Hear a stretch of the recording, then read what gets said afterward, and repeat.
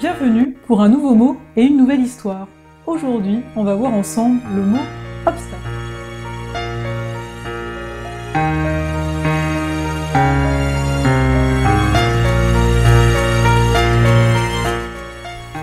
Je vais vous parler du mot obstacle simplement parce que c'est un mot qui m'a été demandé. Le mot obstacle vient du latin obstaculum, des obstare, si je ne me trompe pas, qui signifie se tenir devant. Ici, je viens juste faire un petit clin d'œil à la vidéo de la semaine dernière qui nous parlait du mot projection qui veut dire lancer quelque chose devant.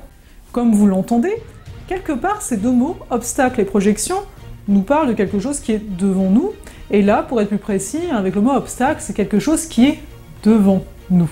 Qu'est-ce que ça veut dire? J'ai simplement envie d'amener à nouveau votre attention sur qu'est-ce qui fait obstacle, dans le sens, si quelque chose se tient devant nous, c'est que quelque chose ne peut pas passer. Et qu'est-ce que cette chose? Cette chose est la lumière.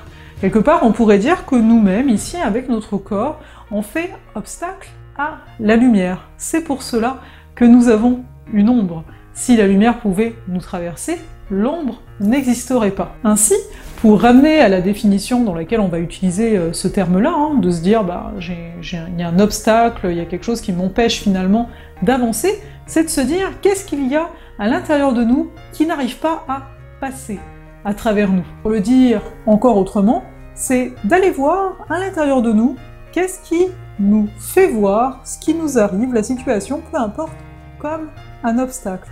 Donc c'est de voir qu'est-ce qui ne permet pas à ce que la lumière passe et qui fait qu'il y a une ombre, qu'il y a donc même un obstacle qui nous donne une sensation ici totalement physique que ça va pas être possible d'avancer. Alors j'espère que cette définition, enfin ce nouvel angle de vue pour le mot obstacle n'a pas été trop confuse parce que j'avoue que c'est assez particulier, parce que quand on l'entend dans l'étymologie finalement, on l'utilise toujours comme l'étymologie l'entend, donc de voir quelque chose qui est devant nous, donc c'est un obstacle, donc on va soit sauter par-dessus si c'est possible, soit creuser un tunnel en dessous, soit détourner. Mais si finalement, au lieu de faire tout ça, on allait simplement voir pourquoi la lumière peut pas passer à travers ça, à quel point on est attaché à ces parts d'ombre-ci en nous, et là, bien entendu, encore une fois, quand j'utilise le mot ombre, il n'y a rien de négatif là-dedans, mais c'est simplement d'aller voir ce qui nous paraît de prime abord caché, pour X raisons, on ne voulait pas les voir ces choses-là, mais de comprendre les choses ainsi, pour au lieu de se dire je dois faire un effort, simplement de se dire je dois simplement laisser aller ce qui ne permet pas à ce que tout s'éclaire à l'intérieur de moi. Je vous souhaite une très belle semaine, et on se retrouve dès la semaine prochaine pour un nouveau mot et une nouvelle histoire.